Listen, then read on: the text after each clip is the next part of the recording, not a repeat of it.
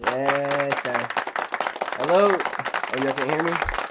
Welcome. Let's get it, bro. You know what we're here to do. Let's just get into it. Word. It's morning time. A little cup of Joe. It's not a cup of Joe at all. It's actually mango juice. I like mangoes. Yeah, artificial, of course. Not made with real mangoes, but that's fine. It's not what we're here for. You know what we're here for. Boom. Here we are. Chapter 1. Get your books open, bro. Essentially, we don't have to have a book because it's right here. But, like, still, though, you feel me? It does make a difference. It does, bro. I'm telling you, it does. Okay, let's go. Chapter 1. Fully recognize the other half Other the half? moment it reaches your mind. Ooh, that part is so good, bro. I was thinking about that all day yesterday. Because, again, bro. Man, what do you... Wait. Okay, you ready? Not only what to do, but also how to do it. Man, this needs whatever to make it. Man, this is good stuff. Feel me? This is good stuff. Something about half of it. You already got half of it. That part was good. That part was good yesterday. All right, chapter 1, dude. Chapter 1. Let's get to chapter 1, dude. Open your. Come on now. Boom. You can get your A.L. Bargo bookmarks at your local book fair. You wish, bro. You wish, bro. Dreaming. All right, settle down, people. All right, let's do this, bro. The author. Chapter 1. Let's do it. Introduction. The man who thought his way into partnership with Thomas A. Edison. Truly, thoughts are things, and powerful things at that, when they are mixed with definiteness of purpose, persistence, and a burning desire for their translation into riches or other material objects. A little more than 30 years ago, Edwin C. Hold on. My AC's on. Let me turn it off. Let me run it back. Bargo. Let me run it back. Let me turn the AC off, bro. Okay. I just want to be able to hear it better. If I can hear it better, then you can hear it better. That's what we're here for. Welcome to Bargo's Book Club. And in this video, we're reading Think and Grow Rich, Chapter 1. Yeah. Thoughts are things, and Edison. Truly, thoughts are things. I like that. You feel me? That's why I had to emphasize it. Thoughts are things. Thoughts are things. And powerful things at that. Cooking already? Sheesh. Thoughts are things, and powerful things at that, when they are mixed with definiteness of purpose, persistence, and a burning desire for their translation into riches or other material objects. Okay.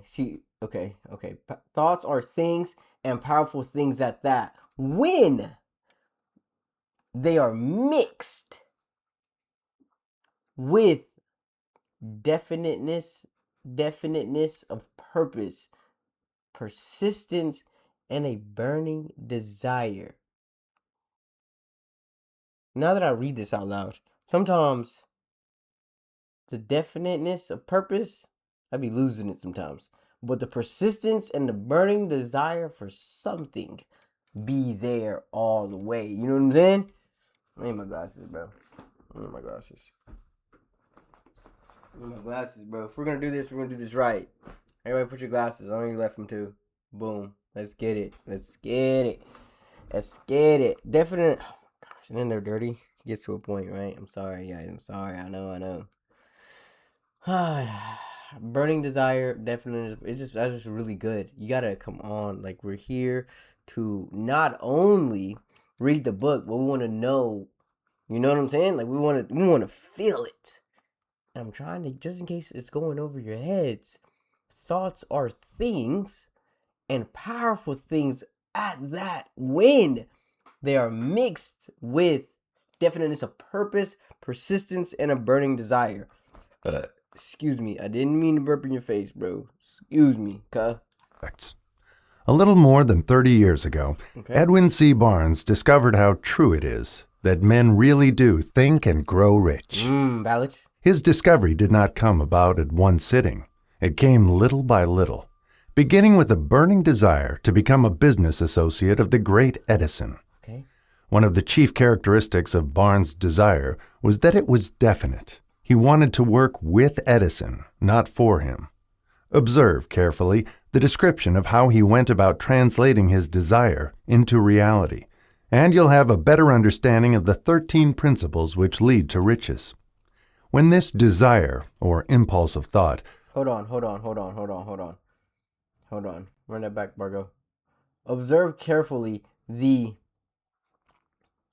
description of how he went about translating his desire into reality, and you will have a better understanding of the 13 principles which lead to be riches, which oh my gosh, it's always a witch. which lead to riches. Which lead to witches. When this desire, or impulse of thought, first flashed into his mind, he was in no position to act upon it. Two difficulties stood in his way. He did not know Mr. Edison, and he did not have enough money to pay his railroad fare to Orange, New Jersey. These difficulties were... I'm sorry, I gotta stop again. Okay, because when it first flashed into his mind, he was in no position to act upon it. Two difficulties stood in his way. He did not know Mr. Edison. He didn't know him. He wanted to work with bro, but he didn't know bro. You feel me? Mr. Edison invented the light bulb, by the way, just in case you didn't know. It's probably going to say that, but I had to. Oh, brother. Oh, got a phone call. Yo. You at home, bro? Yeah, what's up? Where the fuck everybody at? He's just inside. I don't know. What's up? I'm in the shed doing a video. JC's straight. She just got out of the bathroom. She got out of the bathroom? Yeah. She just threw her diaper away. Yeah. Alright. Trying to read. What are you talking about? Dude? Everything's fine, bro. Trust me. Everything's fine. He gotta have a burning desire for something. And it's gotta be the riches, bro. I mean, it don't gotta be the riches, but word. Alright, see? I lost my place, bro. Lost my place, man. Lost the train of thought. It was good. Oh, yeah. Mr. Edison invented the light bulb or something like that. He didn't know him, and he did not have enough money to pay his railroad fare to Orange, New Jersey. Okay, valid. Sufficient to have discouraged the majority of men from making... Run that back. These difficulties were sufficient to have discouraged the majority of men from making any attempt to carry out the desire. You gotta know what that means. Okay. I'm assuming you know what that means. That it would have made anybody else quit. Word. But his was no ordinary desire. He was so determined to find a way to carry out his desire that he finally decided to travel by blind baggage rather than be defeated. To the uninitiated, this means that he went to East Orange on a freight train. He presented himself at Mr. Edison's laboratory and announced he had come to... See, I'll be missing it sometimes, so I gotta run that back. I'm sorry. That he finally decided to travel by blind baggage. He went anyways. But his was no ordinary desire. He was so determined to find a way to carry out his desire that he finally decided to travel by blind baggage. That's good stuff right there, my boy. Rather than be defeated. To the uninitiated, this means that he went to East Orange on a freight train. To the uninitiated, that means if you didn't know. He's talking, if you just in case you didn't know what I just said, he went anyways. This means that he went to East Orange on a freight train. Like, bro went blindly, blind baggage. He's like, bro, I'm just going. Oh, bro, that is so cool. Okay, cool. He presented himself at Mr. Edison's laboratory and announced he had come to go into business with the inventor. In speaking of the first meeting between Barnes and Edison years later, Mr. Edison said, He stood there before me, looking like an ordinary tramp, but there was something in the expression of his face which conveyed the impression that he was determined to get what he had come after. I had learned, from years of experience with men, that when a man really desires a thing so deeply that he is willing to stake his entire future on a single turn of the wheel in order to get it, he is sure to win. I gave him the opportunity he asked for, because I saw he had made up his mind to stand by until he succeeded. Subsequent events proved that no mistake was made. Just what young Barnes said to Mr. Edison on that occasion was far less important than that which he thought. Edison himself said so. It could not have been the young man's appearance which got him his start in the Edison office, for that was definitely against him. It was what he thought that counted. If the significance of this statement could be conveyed to every person who reads it, there would be no need for the remainder of this book.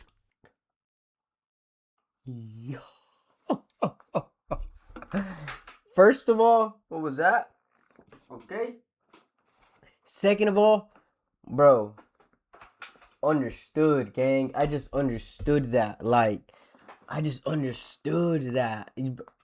See, if you didn't understand that, you're not fired up right now. I'm literally off of that. I am fired up right now, but we might not need the rest of the book type of vibe.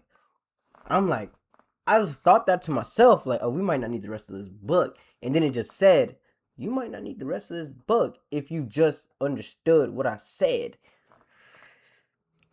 And it's so good, bro. Like, what was just said is so good, bro. I actually want to run it back, but I won't do it to y'all right now. I'll read it, though. Just what young Barnes said to Mr. Edison. No, not that part. This part right here had me fired up. I had learned from years of experience with men that when a man really desires a thing, men, doesn't have to be just men, girls too, so deeply, excuse me, didn't mean to do that, the cup of joe, get to a point. When a man really desires a thing so deeply that he is willing to stake his entire future on a single turn of the wheel in order to get it, he is sure to win. You gotta know what stake means, bro. Stake his entire future. Come on, I'm not here to, come on now. This is not English class, bro. This is Bargo's Book Club. I gave him the opportunity he asked for because I saw he had made up his mind to stand by until he succeeded. Man, that's so good, bro. Let's give it up. It's just so good. It's just so good, bro. It's just so good. Barnes did not Alright, settle down. It's just so good. get his partnership with Edison on his first interview. He didn't get the partnership on And his could be first interview, conveyed bro. to every person who reads it. There would be no need for the remainder of this book. Alright, let's go. Barnes did not get his partnership with Edison on his first interview. He did get a chance to work in the Edison offices at a very nominal wage, doing work that was unimportant to Edison, but most important to Barnes, because it gave him an opportunity to display his merchandise where his intended partner could see it. Months went by. Apparently, nothing happened to bring the coveted goal which Barnes had set up in his mind as his definite major purpose. But something important was happening in Barnes's mind. He was constantly intensifying his desire to become the business associate of Edison. Psychologists have correctly said that when one is truly ready for a thing, it puts in its appearance. Barnes was ready for a business association with Edison. Moreover, he was determined to remain ready until he got that which he was seeking. We gotta run it back right here. I need to understand, and I want you to understand as the reader. Psychologists, that word, have... Let's just run it back. My bad. Barnes was ready for Let's his run it truly back. Let's run it back. definite major purpose. But something important was happening in Barnes's mind. Okay. He was constantly intensifying his desire to become the business associate of Edison. Okay. Psychologists have correctly said that when one is truly ready for a thing, Okay. it puts in its appearance. When one is truly ready for a thing, it puts in its appearance. Gang, this is so like, it's like that, bro. It's like that, bro. Barnes was ready for a business association with Edison. Moreover, he was determined to remain ready until he got that which he was seeking. Okay. He did not say to himself, "Ah, well, what's the use? I guess I'll change my mind and try for a salesman's job." But he did say, "I came here to go into business with Edison, and I'll accomplish this end if it takes the remainder of my life." He meant it. What a difference. Sometimes we gotta take a minute to just take it in. You know what I'm saying? That's why we only can read one chapter a day. Story men would have to tell. What a different story men would have to tell if only they would adopt a different purpose and stand by that purpose until it had time to become an all-consuming obsession. Gang, I just applied for McDonald's. Falling, dreaming. What am I doing, bro? What am I doing? I'm throwing in the towel right now. For real. I'm throwing in the towel. I just applied to McDonald's, gang. Just did the interview. Pretty sure I'm gonna get it. You feel me? I'm gonna be putting the fucking fries in the back. Like, but this right here is what I'm on because there is more. I get to throw it in the towel and I apply McDonald's and put fries in the back. And then what? That's it, bro. I'm fucking tired, bro. I'm tired of trying. This shit is done, bro. But this right here, come on now. Just saying. I hope you're feeling what I'm feeling, but you're probably not. But you probably are. Dab me up, cuz. Good morning. At least that. My mind and try for a salesman's job. Ah, well, what's the use? Yeah. I guess I'll change my mind and try for a salesman's job. Uh-huh. But he did say, "I came here to go into business with Edison, and I'll accomplish this end if it takes the remainder of my life." He meant it. What a different story men would have to tell if only they would adopt a definite purpose and stand by that purpose until it had time to become an all-consuming obsession. Maybe young Barnes did not know it at the time, but his bulldog determination, his persistence in standing back of the single desire, was destined to mow down all opposition and bring him the opportunity he was seeking. When the opportunity came, it appeared in a different form and from a different direction than Barnes had expected. That is one of the tricks of opportunity. It has a sly habit of slipping in by the back door, and often it comes disguised in the form of misfortune or temporary defeat. Perhaps this is why so many fail to recognize opportunity. Hold on. We have to run that back a little bit. And often comes, whatever this word is, in the form of, let's run it back just a little bit. Often it comes disguised in the form of misfortune, of material riches in abundance. The Publisher. Oh my gosh. Author's no way. preface. I ran it back. He used it so effectively that, although he was then making only 20 way. ideas, I fumbled. I freaking clicked another button. Gang, you're lying right now. Oh my gosh. What page were we on? Chapter 1. That's that. At least right here. the uncle and Darby went back to work the mine. The first car of ore was shipped with Edison on his first gosh, bro. interview. Right He here? did get a chance to work in the Edison offices. Okay. Most important to Barnes, I'm sorry I lost he was the place. constantly intensifying his desire to become the business associate of Edison.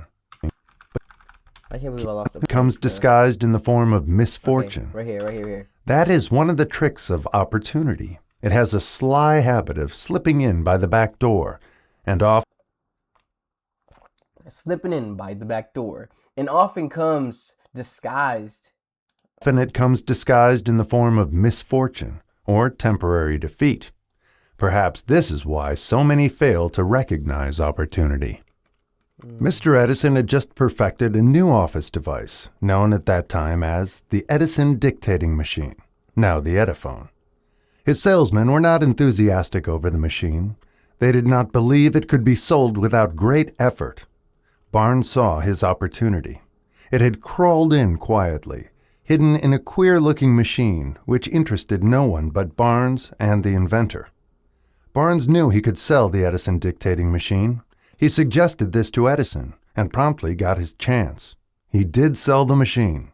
In fact, he sold it so successfully that Edison gave him a contract to distribute and market it all over the nation. Out of that business association grew the slogan, "Made by Edison and installed by Barnes." The business alliance has been in operation for more than 30 years.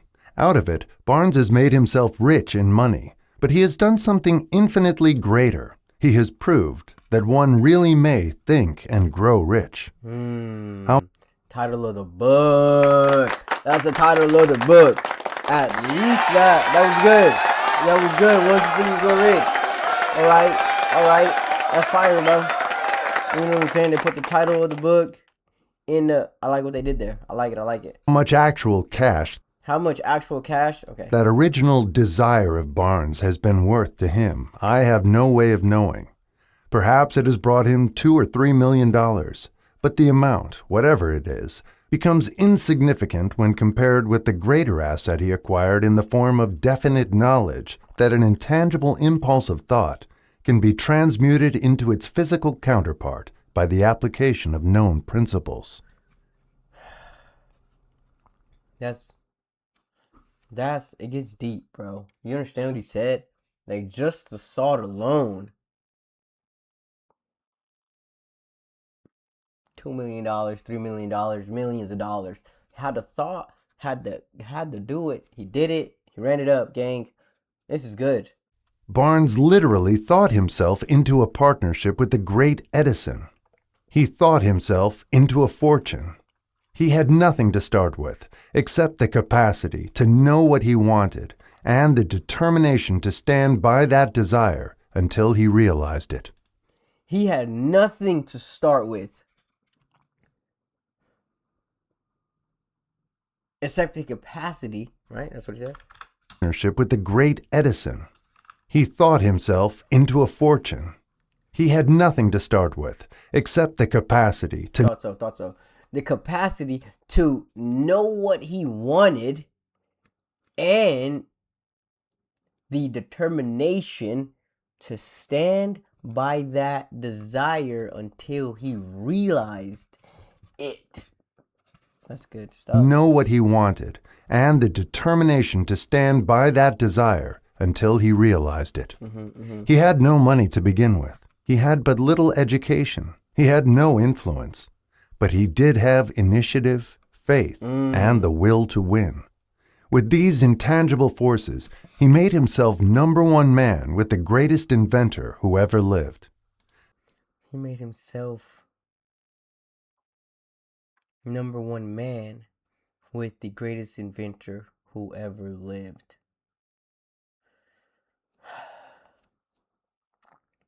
Now let's look at a different situation. Ooh. And study a man who... My bad. Now, let us look at a different situation and study a man who had plenty of tangible evidence of riches, but lost it because he stopped 3 feet short of the goal he was seeking. Oh, this is gonna be good, bro. 3 feet from gold. 3 feet from gold. One of the bro. most common causes of failure is the habit of quitting when one is overtaken by temporary defeat. Every person... That might be me right now, bro. That might be me right now. Maybe. We gotta lock it in. We gotta lock in. is guilty of this mistake at one time or by temporary defeat. Every person is guilty of this mistake at one time or another. An uncle of R.U. Darby was caught by the gold fever in the gold rush days and went west to dig and grow rich. He had never heard that more gold has been mined from the brains of men than has ever been taken from the earth. He staked a claim and went to work with pick and shovel. The going was hard, but his lust for gold was definite. After weeks of labor, he was rewarded by the discovery of the shining ore. He needed machinery to bring the ore to the surface. Quietly, he covered up the mine, retraced his footsteps to his home in Williamsburg, Maryland, told his relatives and a few neighbors of the strike. They got together money for the needed machinery, had it shipped. The uncle and Darby went back to work the mine.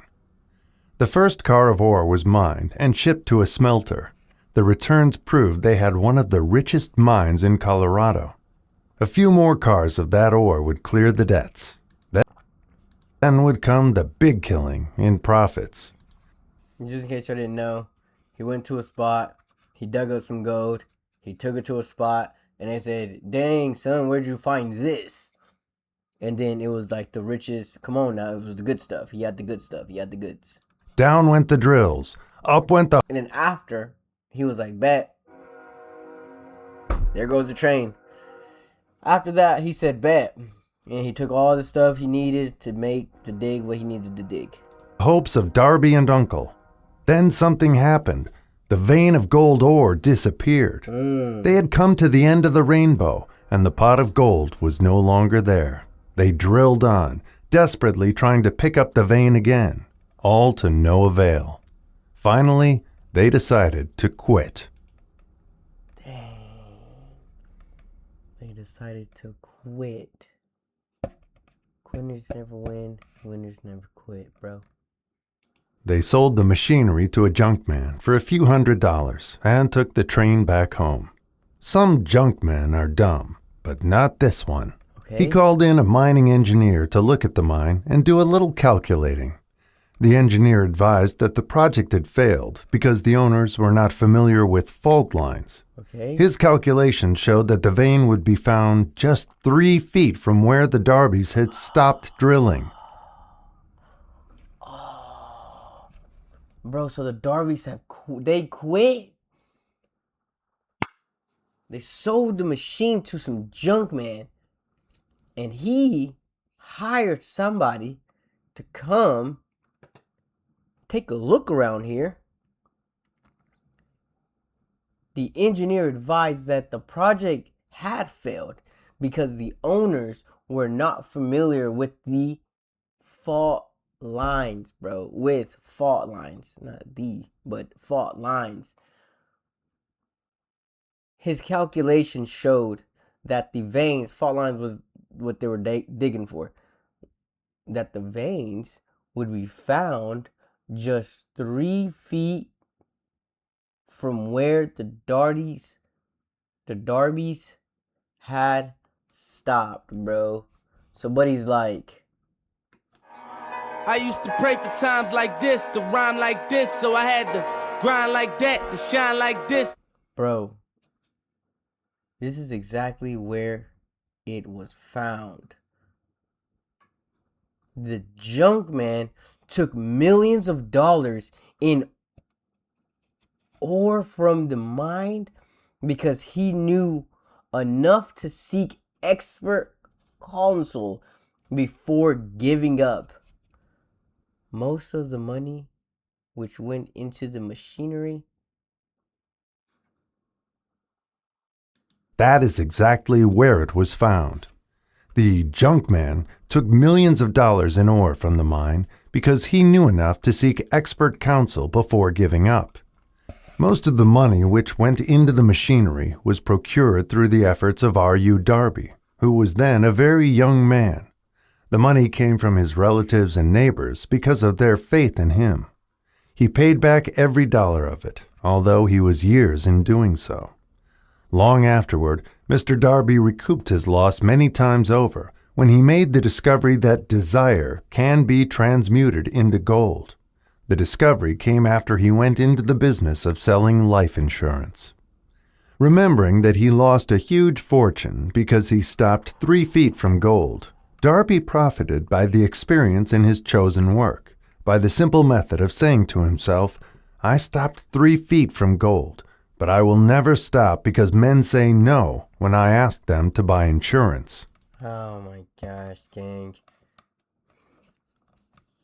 he was able to get back on his feet. But it's just the thought or the regret that he was like, bro, I stopped 3 feet from goal. Like, I could have. It sucks so bad to. I think it's a hard thought when you're like, man, I should have been rich or could have been rich if this happened. But now, like, I missed that. So I got to tell myself every day, don't quit. Don't stop just because they say no. Let me show this insurance because I stopped 3 feet from gold and I'll never say, what, dude? It's like you got to work all over again, bro. But then, what about the Junkman story? Ooh, no, that's good. Because we hearing it, but what about his story? What about something he missed? And he's like, oh, I got this opportunity.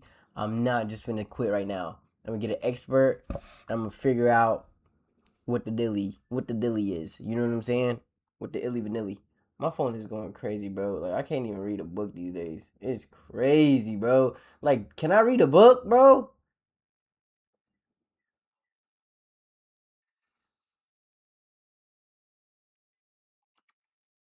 I'm finishing something right quick. It might not be quick, but I'm in it. You feel me? We're in it now. This is good, bro. Yeah, the Junkman story will be a good little, you know what I'm saying? Let's get him in for an interview. Let's find out why he didn't quit. Why he was like, hold on, there's something here. How did he know?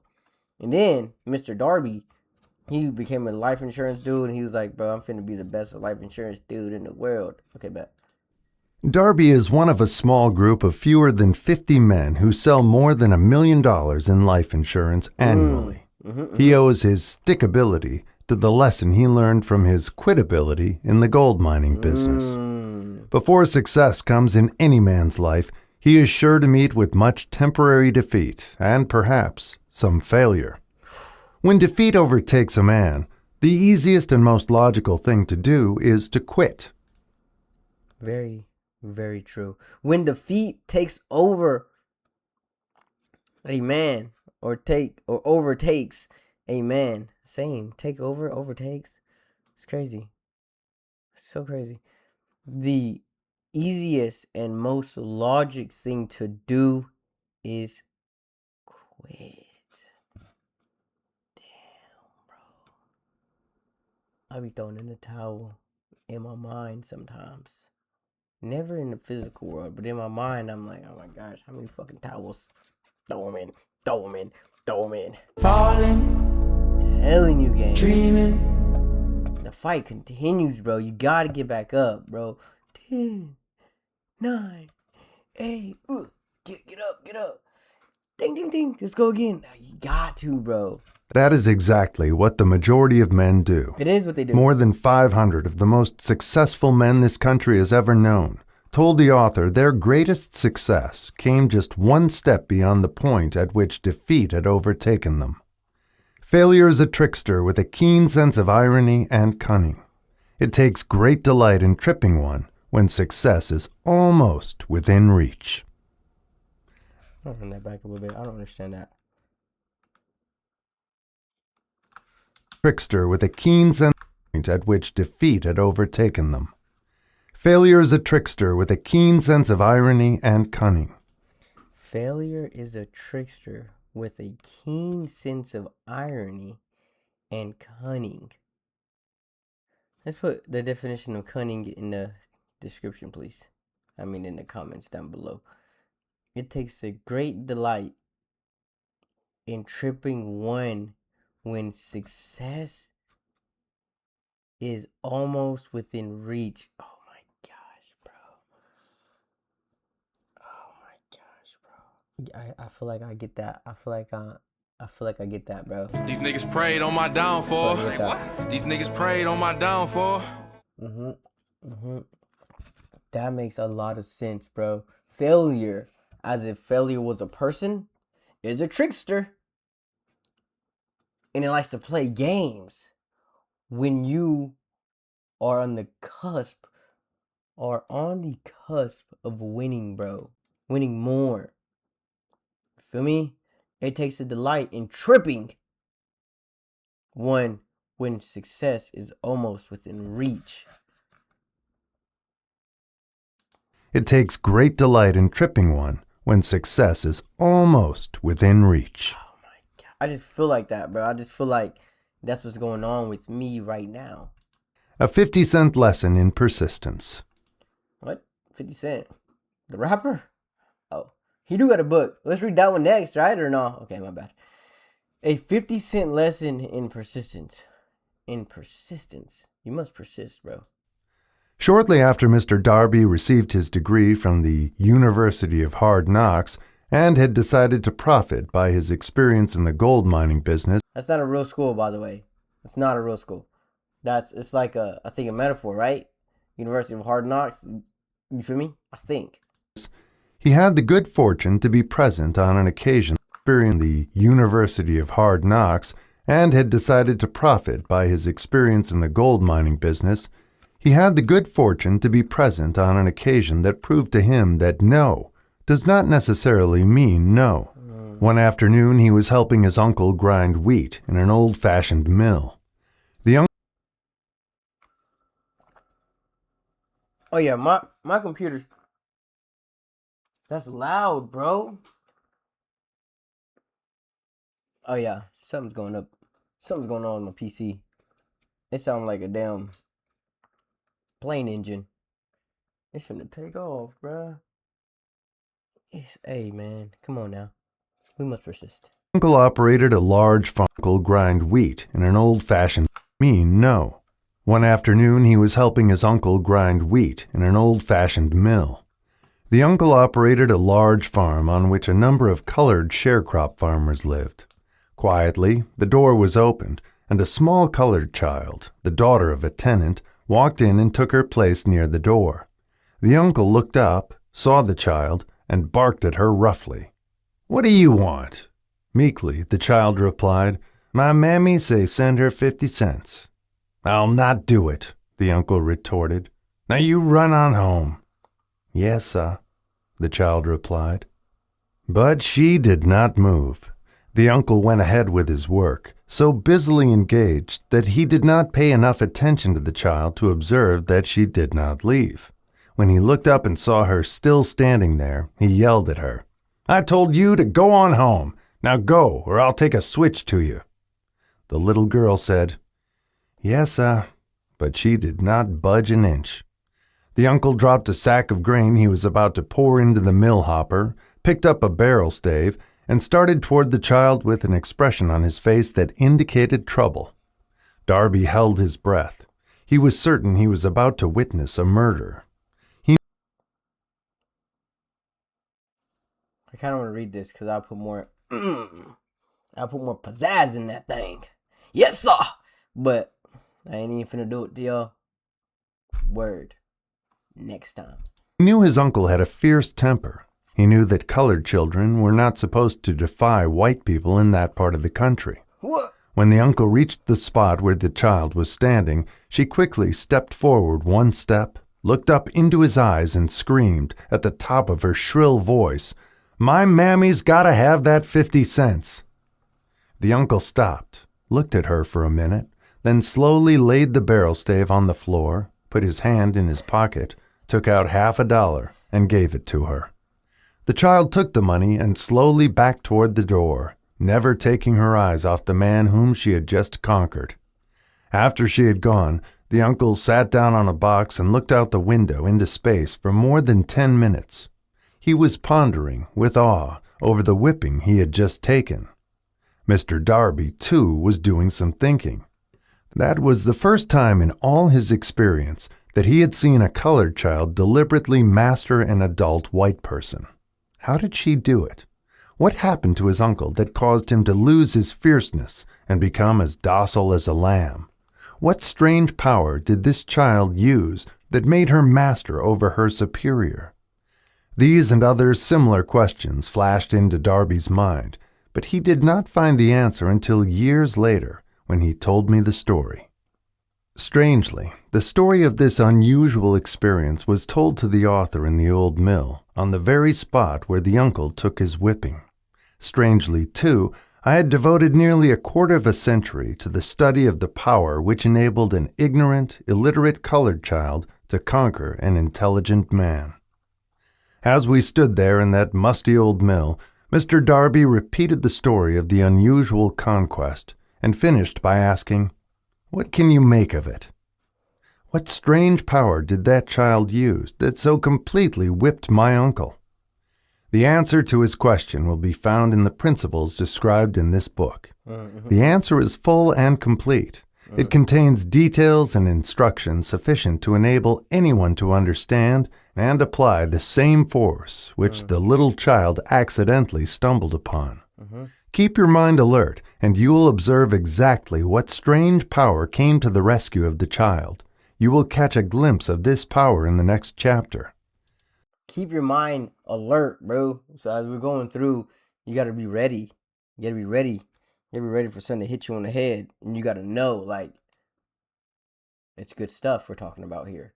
It's good stuff. Keep your mind alert. But on the next chapter, I guess, is when the story is going to be told, or what exactly it was. Somewhere in the book you will find an idea that will quicken your receptive powers and place at your command, for your own benefit, this same irresistible power. And when I find that in the book, I'm going to let you know. You feel me? And then vice versa. You let me know. Feel me? The awareness of this power may come to you in the first chapter, I think mine did. or it may flash into your mind in some subsequent chapter. It may come in the form of a single idea, or it may come in the nature of a plan or a purpose. Again, it may cause you to go back into your past experiences of failure or defeat and bring to the surface some lesson by which you can regain all that you lost through defeat. Dude, I don't want to lose, gang. I can't throw the towel in. I'm damn near there, though. If I'm about to throw the towel in, that also means that I'm about to win. Because if failure likes to play around and make somebody feel like we're not getting nowhere, we really have to be getting somewhere. Hold on. This is good stuff, bro. I don't know, bro. I just did this interview literally 10 minutes ago. Alright, we've been recording for 42 minutes now. So, like, 42 minutes ago, 50 minutes ago, I did the interview. After I had described to Mr. Darby Lost my place. After I described to Mr. Darby. Oh, Mill, Mr. Okay. What? Okay, right here. Somewhere. the power unwittingly used by the little colored child, he quickly retraced his 30 years of experience. Asking what can you make of it? After. Gang, I do not see the word after. Keep your mind alert. Oh, keep your mind alert. Okay. Okay, I hear you. I'm listening. Yeah, you're saying right there. Hold on. Let me find it. After. No, that's chapter. Maybe that's what he said. Let's run it back a little bit. Sorry. It may come in the nature of a plan or a purpose. Again, it may cause you to go back into your past experiences of failure or defeat right here, and bring to the surface some lesson by which you can regain all that you lost through defeat. After I had described to Mr. Darby the power unwittingly used by the little colored child, he quickly retraced his 30 years of experience as a life insurance salesman and frankly acknowledged that his success in that field was due, in no small degree, to the lesson he had learned from the child. Mr. Darby pointed out, "Every time a prospect tried to bow me out without buying, I saw that child standing there in the old mill, her big eyes glaring in defiance, and I said to myself, I've got to make this sale. The better portion of all sales I have made were made after people had said no."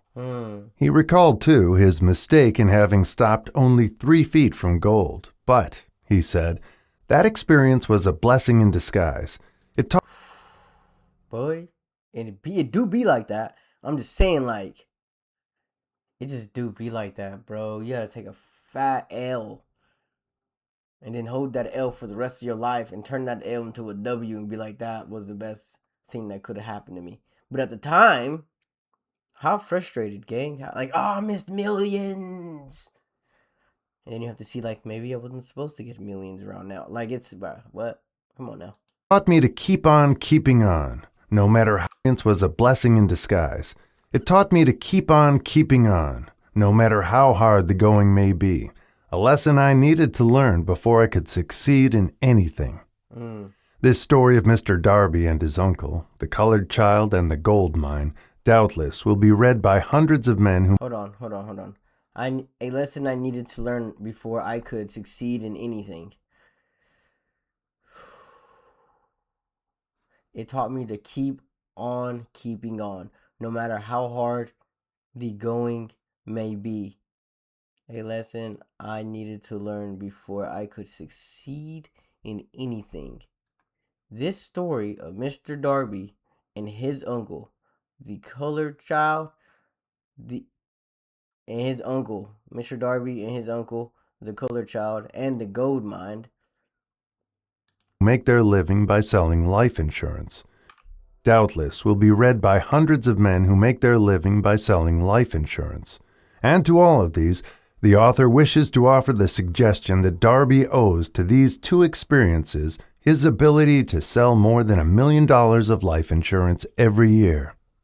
Life is strange and often imponderable. Life is Strange is a video game title also. Just wanted to throw that out there. Life is strange and often imponderable. Let's put that down in the definitions. Put that down in the definition sheet. Imponderable. Is that what it is? Every year. Life is strange and often imponderable. Imponderable. What if we do like a spelling test after of all the words, like imponderable? That'd be cool.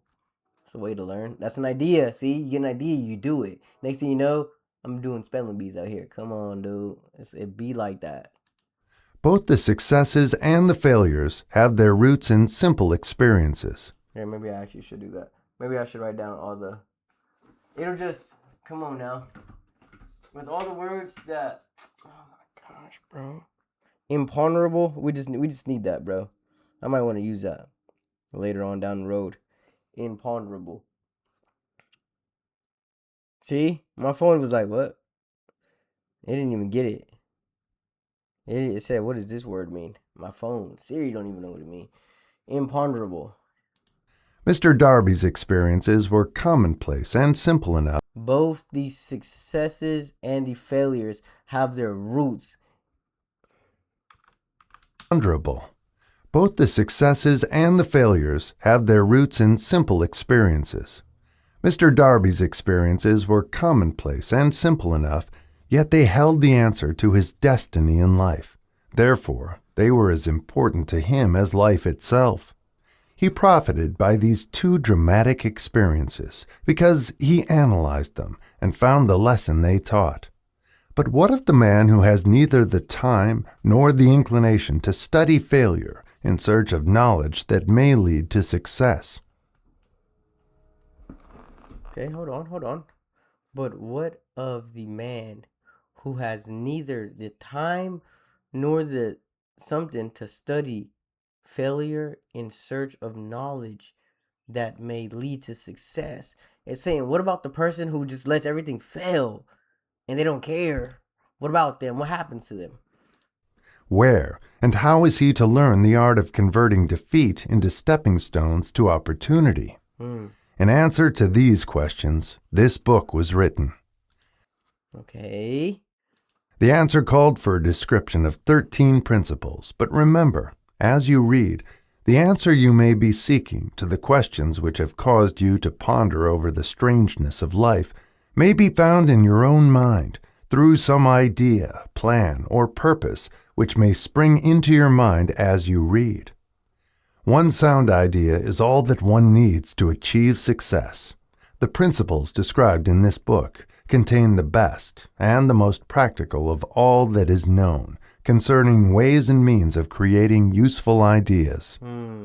Before we go any further in our approach to the description of these principles, Okay. we believe you are entitled to receive this important suggestion. Okay. This is good, bro. This is good. Like, I feel like, hey, before we go any further, we just want to let you know this. Please let me know. When riches begin to come, they Okay. come so quickly, in such great abundance, that one wonders where they have been hiding during all those lean years. I gotta read that for myself, bro. The homie just said, basically, somebody just messaged me. Hold on, cuz. The homie just said, basically, hey, when riches begin to come, they come so quickly, in such great abundance that one wonders where they have been hiding during all those lean years. I ain't gonna lie, it's lean right now, bro. You feel me?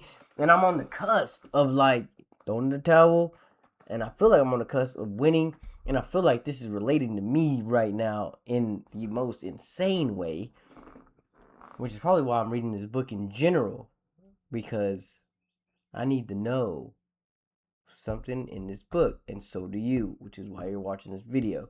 You need to know, and when it hits you, it's gonna hit you right on the hat, and then you're gonna get it.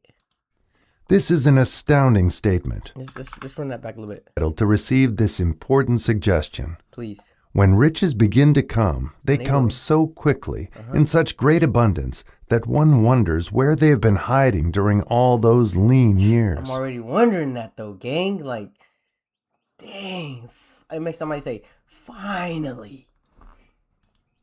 This is an astounding statement, and all the more so when we take into consideration the popular belief that riches come only to those who work hard and long.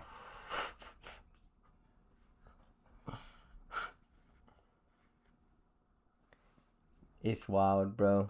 When you begin to think and grow rich, Uh-huh. you will observe that riches begin with a state of mind, with definiteness of purpose, with little or no hard work. You and every other person ought to be interested in knowing how to acquire that state of mind which will attract riches. I spent 25 years in research, analyzing more than 25,000 people, because I, too, wanted to know how wealthy men become that way. Without that research, this book could not have been written. Here, take notice of a very significant truth, viz., the business depression started in 1929. Wait, I think this is a valid stopping point, right? We got that. It's like we're just so stacked, bro. And also, my phone's going insane, bro. Just nuclear over a whole bunch of nothingness, and it's gonna be breakfast time. It's gonna be ending soon, so I kind of want breakfast before everything ends. But I do feel like it's a great stopping point because I be yapping, bro. I just have to say something. But we got like 10 more minutes till the chapter ends. But then it's like, add another 10 of my opinion that I'm sharing. And Add another 10. Sorry. continued on to an all-time record of destruction until sometime, viz., the business depression The business depression started in 1929. started in 1929 and continued on to an all-time record of destruction until sometime after President Roosevelt entered office. Then the depression began to fade into nothingness.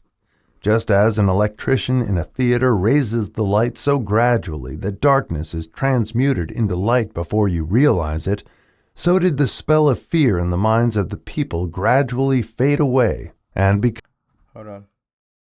Lost my point. Trolling, trying to figure out what I'm looking at. So did the... Okay, back. become faith. Observe very closely. As soon as you master the principles of this philosophy and begin to follow the instructions for applying those principles, your financial status will begin to improve, and everything you touch will begin to transmute itself into an asset for your benefit. Impossible? Not at all. Okay. One of the main weaknesses of mankind is the average man's familiarity with the word impossible. He knows all the rules which will not work. He knows all the things which cannot be done. This book was written for those who seek the rule which have made others successful and are willing to stake everything on those rules. A great many years ago, I purchased a fine dictionary. The first thing I did with it was to turn to the word impossible and neatly clip it out of the book. That would not be an unwise thing for you to do. That would not be an unwise thing for you to do. You did just live this here lifestyle. Over your head, bro. That went over your head. Lock in, bro. You're not paying attention. You're not paying attention, bro. You're not paying attention. That would not be an unwise thing for you to do. Which means you should do it too. Okay, hold on. Hold on. Chill. I ain't here to rap. I'm here to rap. I just, you feel me? Word. That, bro. He knows all the rules which will not work. He knows all the things which cannot be done. This book was written for those who seek the rules which have made others successful and are willing to stake everything on those rules. A great many years ago, I purchased a fine dictionary. What'd you do The with first thing I did with it was to turn to the word impossible and neatly clip it out of the book. That would not be an unwise thing for you to do. Success comes to those who become success conscious. Success comes to those who become success conscious. He has to explain what that means. Failure comes to those who indifferently allow themselves to become failure conscious. Okay? The object of this book is to help all who seek it to learn the art of changing their minds from failure consciousness to success consciousness. Another weakness found in altogether too many people is the habit of measuring everything and everyone by their own impressions and beliefs. Some who will read this will believe that no one can think and grow rich. Okay? They cannot think in terms of riches because their thought habits have been steeped in poverty, want, misery, failure, And defeat. and defeat. Of course. They cannot think in terms of riches because their thought habits have been steeped in poverty, want, misery, failure, and defeat. That means that's all they think about, bro. That means they wake up in the morning and be like, life sucks because I'm broke. Oh, life sucks because I don't have this and I want this. Life sucks because it sucks. I failed at this. I didn't finish school. I didn't wake up this morning. Whatever. I'm failing. I'm defeated. That's why they can't think and grow rich, bro. That's why they can't. You say riches, they're like, what? Jeez Louise, what does that even mean? Makes sense to me. Another weakness is found. That's what it is. That's the other weakness. These unfortunate people remind me of a prominent Chinese who came to America to be educated in American ways. He attended the University of Chicago. Okay. One day, President Harper met this young Oriental on the campus, stopped to chat with him for a few minutes, and asked what had impressed him as being the most noticeable characteristic of the American people. "Why," the Chinaman exclaimed, "the queer slant of your eyes. Your eyes are off slant." What do we say about the Chinese? We refuse to believe that which we do not understand. We foolishly believe that our own limitations are the proper measure of limitations. Sure, the other fellow's eyes are off slant because they are not the same as our own. Millions of people look at the achievements of Henry Ford after he has arrived and envy him because of his good fortune or luck or genius or whatever it is that they credit for Ford's fortune. Perhaps one person in every 100,000 knows the secret of Ford's success, and those who do know are too modest or too reluctant to speak of it because of its simplicity. A single transaction will illustrate the secret perfectly. A few years back, Ford decided to produce his now famous V8 motor. He chose to build an engine with the entire 8 cylinders cast in one block, and instructed his engineers to produce a design for the engine. The design was placed on paper, but the engineers agreed, to a man, that it was simply impossible to cast an 8-cylinder gas engine block in one piece. Okay, so he had this idea, and they was like, hey bro, this is impossible. We can't do that. Okay, bet. Ford said, "Produce it anyway." And then he said, make it anyway. Oh, you can't do that? Do it anyway. Okay, bet. But, they replied, "It's impossible." "Go ahead," Ford commanded, "and stay on the job until you succeed, no matter how much time is required." Falling, dreaming. You talking about, they said, hey bro, we can't do it. It's impossible. Y'all finna stay on the job until y'all finish it. Honey, I'm not. He said we gotta stay on the job until we finish it. But you said it's impossible. I said that to him too, but he said we gotta stay on the job until we finish it. You talking about falling, dreaming for real. The engineers went ahead. There was nothing else for them to do if they were to remain on the Ford staff. 6 months went by. Nothing happened. Okay. Another 6 months passed, and still nothing happened.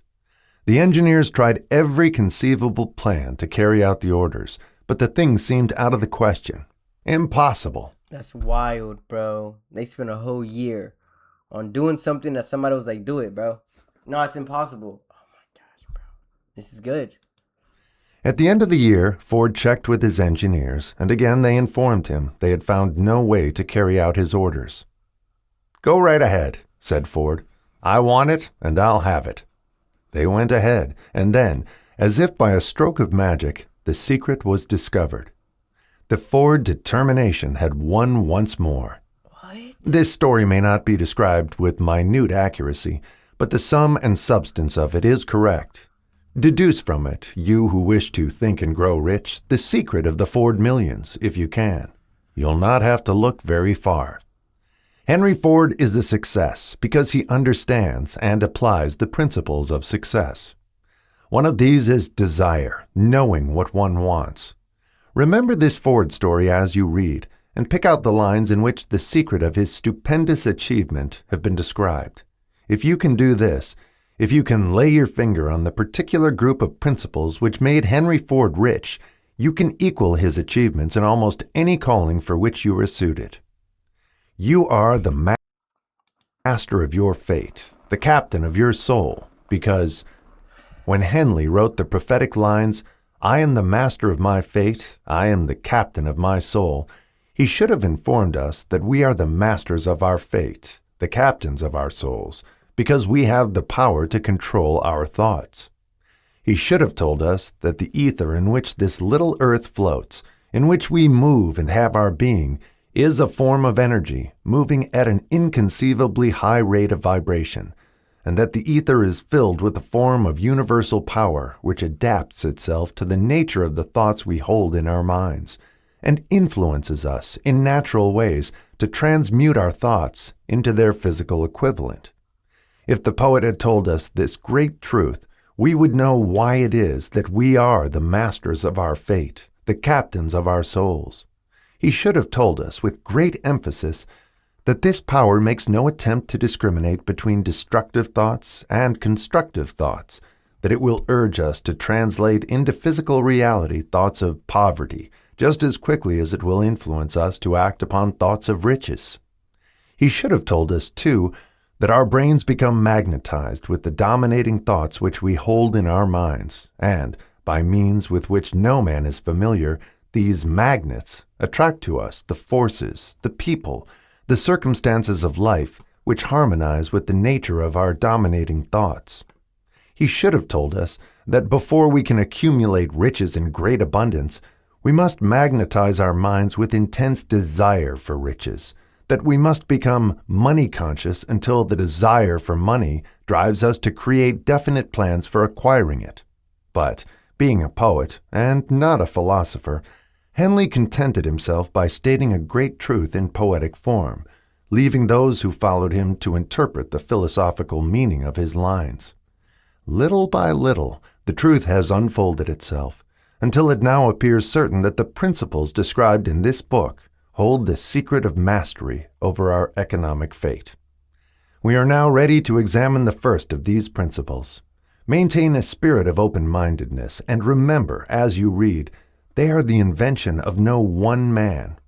The principles were gathered from the life experiences of more than 500 men who actually accumulated riches in huge amounts, men who began in poverty, with but little education, without influence.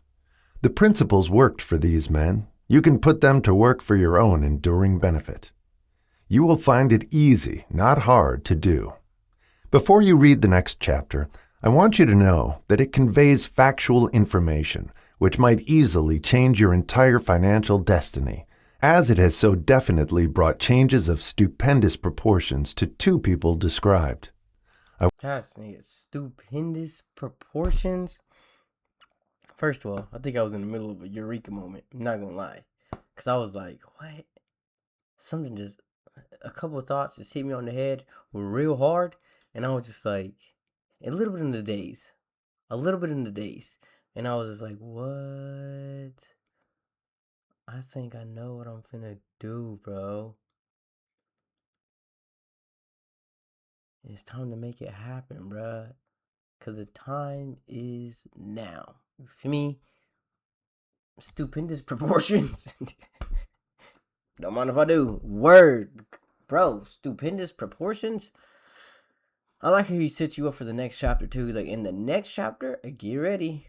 I'm ready. I want you to know also that the relationship between these two men and myself is such that I could have taken no liberties with the facts, even if I had wished to do so.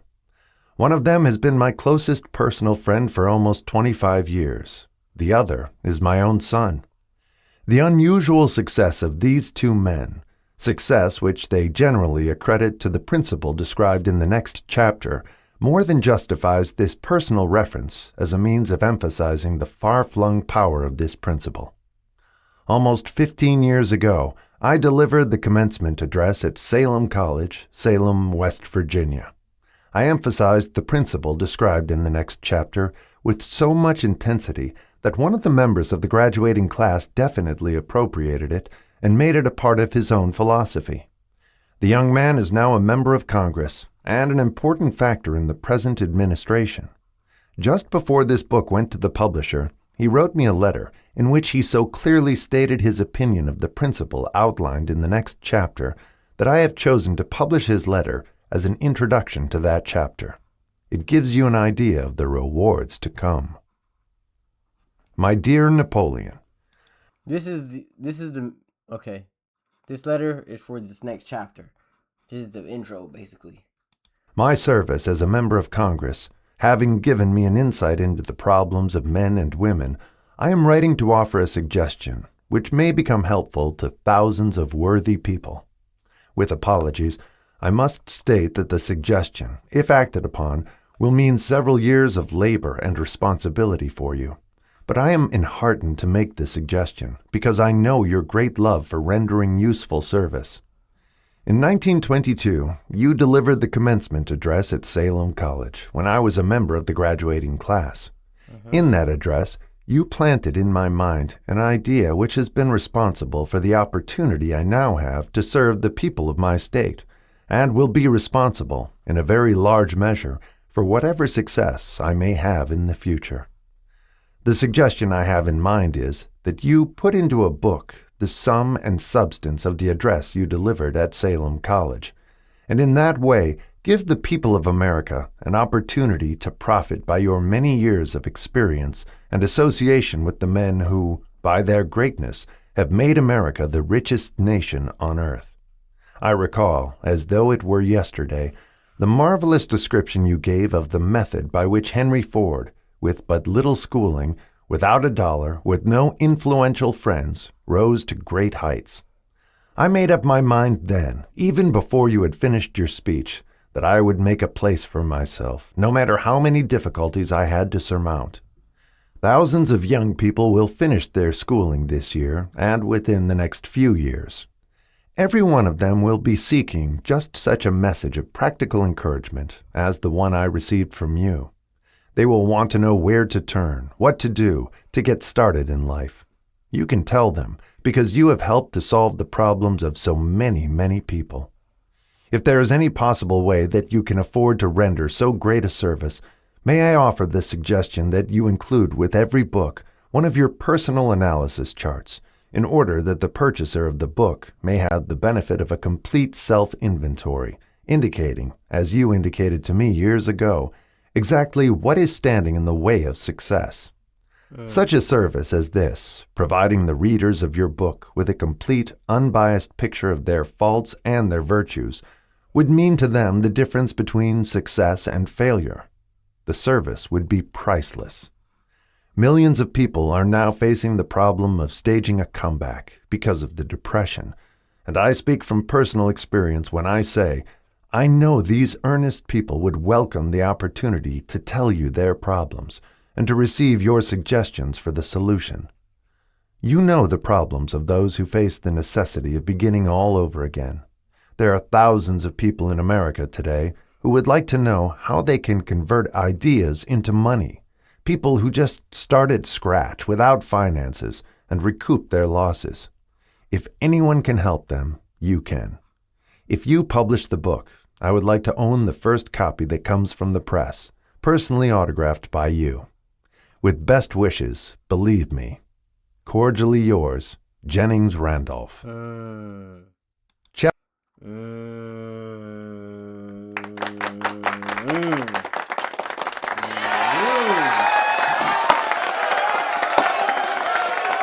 That was good, bro. That was good, bro. People say read 15 minutes a day. Gang, we going in right now, bro. 1 chapter a day. Gonna be alright. It is 10:39. Just did an interview at 9. But I woke up at 7. Actually, 6:40. Have a little trouble getting up. Woke up at 6:40. Got up and out of bed to shower for this interview.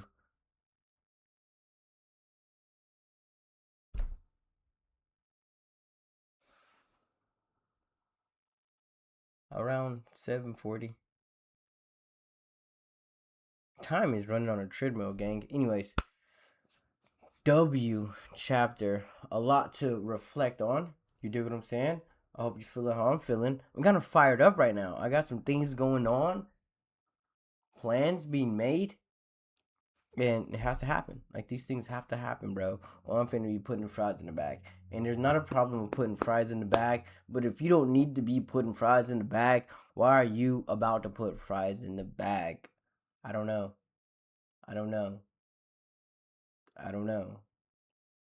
Back against the wall. As the walls close in, what do you do, bro? You feel me? I don't have the answers, bro. I'm trying to get right. I'm trying to figure it out. But W book, W session, W chapter. Chapter 2, tomorrow, the chapter of desire. Can't wait. Ponder these thoughts, bro. Hold your thoughts captive. And you dig what I'm saying? Know what you're thinking about when you're thinking it. When you have an idea, come on now. Word. I'll be in a minute. I'm out. Do you love the way I do when I'm loving your body? Hey, do you love the way I do when I'm loving your body?